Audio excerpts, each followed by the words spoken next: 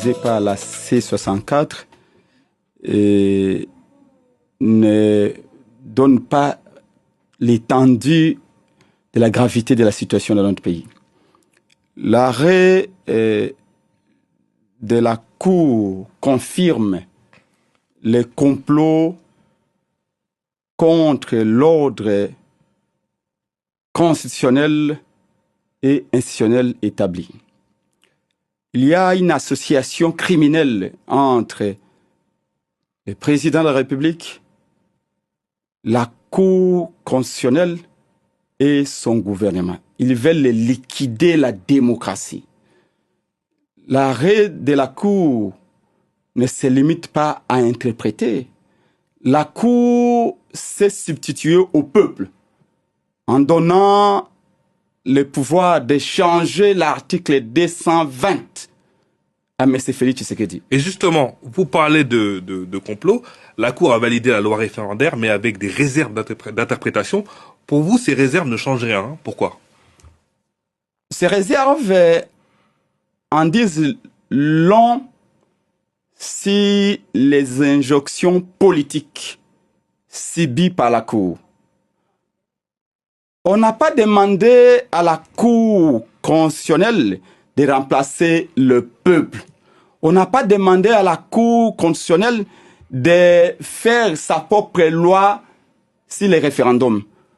La mission de la Cour, c'est de dire au peuple, est-ce que la loi Ngondankoy est conforme à la Constitution? Mais là, dans son arrêt, la Cour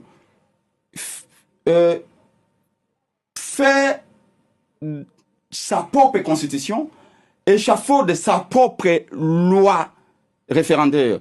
Tout simplement parce que la Cour est sous les bottes de M. Félix Tshisekedi. Donc, pour nous, en matière constitutionnelle, quand on saisit la Cour pour ce type de matière, la Cour a à nous dire que la loi est conforme à la Constitution ou elle ne l'est pas. Là, la Cour aurait tout simplement dû rejeter la loi, la renvoyer au Parlement. Comment pouvez-vous comprendre que presque un tiers des articles de la loi sont sous réserve? Ça veut dire quoi? Qu'il y a eu un doute raisonnable de la part des juges de la Cour. Il y a eu un doute même au niveau de l'opinion. Dès le départ, la loi était décriée par notre peuple. Tout le monde savait que cette loi qui donne à M. Tshisekedi le pouvoir de changer l'article 220 est une loi qui contrevient à la Constitution. Vous n'êtes pas, bien sûr, pour cette loi. Pourtant, il y a eu plusieurs médiations pour tenter d'apaiser la situation. Il y a eu la médiation tentée par le président burundais Evariste Ndayishimiye. Et vous avez été reçu par le cardinal Ambongo quelques heures avant la conférence de presse. Il vous a invité à rester engagé pour le dialogue. Mais vous sortez avec un communiqué quand même. Écoutez, nous avons salué l'implication du président burundais. Nous avons salué également l'implication du président du Congo d'en face, Congo-Brazzaville, comme l'implication d'autres présidents africains. Le Congo est au bord du précipice. La maison Congo brille, mais M. Félix Tshisekedi regarde ailleurs.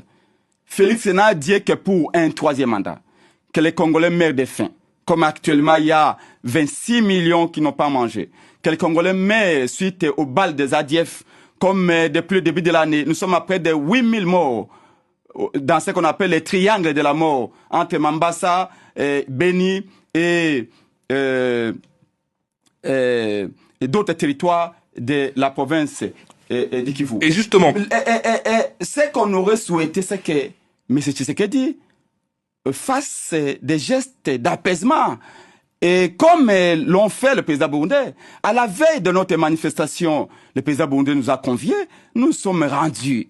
Il nous a parlé. Concernant les manifestations, vous devez manifester le 22 juillet, vous avez décidé de reporter suite au dialogue.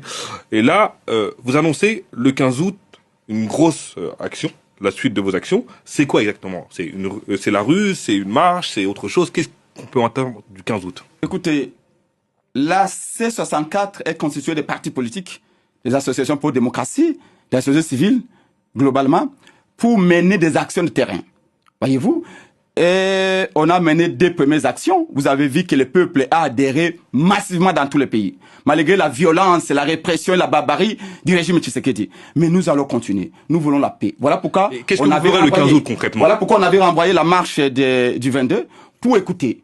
On a écouté, on a compris. Nous avions dit, après l'appel du cardinal Ambongo, parce que nous sommes des chrétiens, après l'appel de l'église ECC avec Papa Bokundoa, on a accepté de s'asseoir à notre manifestation.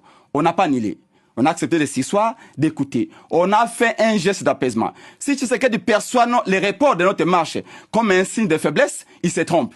Les 15, nous allons évaluer. Pendant que nous, on a appelé à la paix, à la réconciliation, à la cohésion, tu sais que à travers l'arrêt scélérat, cet arrêt poison de la Cour, Tshisekedi nous invite à l'affrontement. Nous n'allons pas céder à ce chantage-là. Nous allons attendre jusqu'au 15, nous gardons les caps, nous appelons le peuple à rester debout et vigilant. Les 15, c'est pour demain. Les 15, on va évaluer et nous allons fixer les caps à notre peuple. Le peuple est prêt. Le peuple est déterminé à défendre sa constitution. C'est notre détroit d'Ormuz. Ça ne passera pas. Nous n'accepterons jamais qu'il y ait un roi au Congo. On a choisi la République. Nous n'accepterons jamais qu'on contourne la constitution telle que la Cour tente de le faire. Nous n'accepterons jamais qu'il y ait personnalisation du pouvoir et des institutions. Comme le peuple n'acceptera jamais un troisième mandat de M. Tshisekedi. On l'a fait sous Kabila, on le fera sous Tshisekedi et après Tshisekedi, parce que dans 2 ans, son avenir se conjuguera au Sénat. Le Congo va continuer d'exister sans Tshisekedi. Votre message est passé. Merci beaucoup, Prince Ngué. Merci beaucoup. Vous êtes porte-parole de la coalition Lamouka. Merci d'avoir accepté notre invitation au Journal de l'Afrique de France 24. Merci pour l'invitation et la considération. Je crois même que les mots utilisés